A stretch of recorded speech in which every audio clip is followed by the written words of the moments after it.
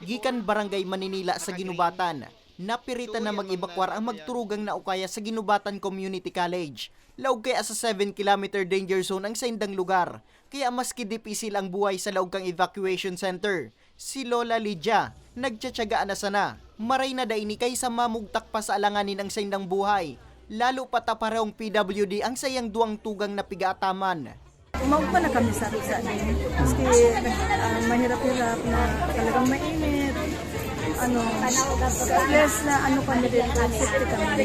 Siring ni Lola Lydia, aminado man si Nanay Edna na talagang dipisil ang buhay sa laog kang evacuation center. Apwera sa init asin surusuan, mas pigpo problema niya dang kawaran ni mapagkuaning dilensya. Sa ibong kaini, pigpapasalamat na sana ni Nanay Edna. Nayaon ang pagtabang asin pag-alalay ka mga nanunungdan sa mga siring niyang apektado sa pag-alburuto kang Bulkan Mayon. Maski puro pauno, nabisita kami ni President ni Pilipinas, ni Secretary Gatchalian at saka ni Sir Lagman. Maraming salamat.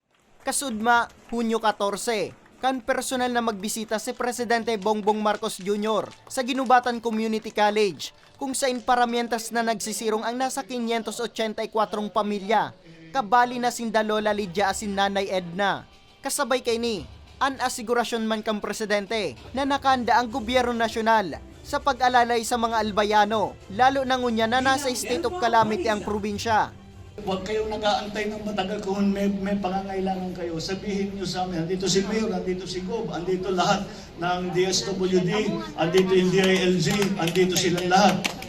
Nandiyan lang sila para alalayan kayo. Pagka mayroong problema, sabihan nyo kami kaagad para meron kami kaagad na magagawa. Kabali mangkuta sa bibisitahong kang Presidente, ang San Jose Elementary School na nagsisirbingon niya na evacuation center sa Banuan kan malilipot. Alagad dain na digdinadagos pang Presidente. Sa ibong kaini, may mga relief goods man na naresibe ang 693 digding bakwit gikan sa DSWD, katuwang ang Ako Bicol Party List sa pagdistribuer. Yaon man ang PNP, napadagos na nagtataong asistensya asin kaugman sa mga bakwit. Tuloy-tuloy sa relief operations dito, halos every night may in-haul na galing DSWD. And aside from the DSWD relief, meron din pong from IOM and from Red Cross na ibinibigay ko. Services aside from the relief, yung services din po na ibinibigay. Mientras tanto, sa pinakahuring pinaluwas na datos kang Albay Public Safety and Emergency Management Office, Provincial Disaster Risk Reduction Management Council, alas 5 ning hapon kasudma, Hunyo 14, uminabot na sa 5,266 na pamilya o 19,079 individual na ang total na bilang kang evacuees gikan sa mga barangay na laog sa 6-kilometer permanent danger zone.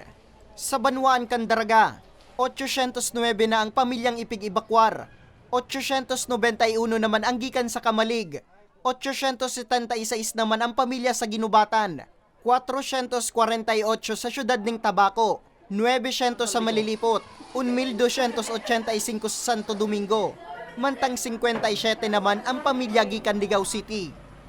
Para sa mga baretang tatak Bicol, Nomer Corporal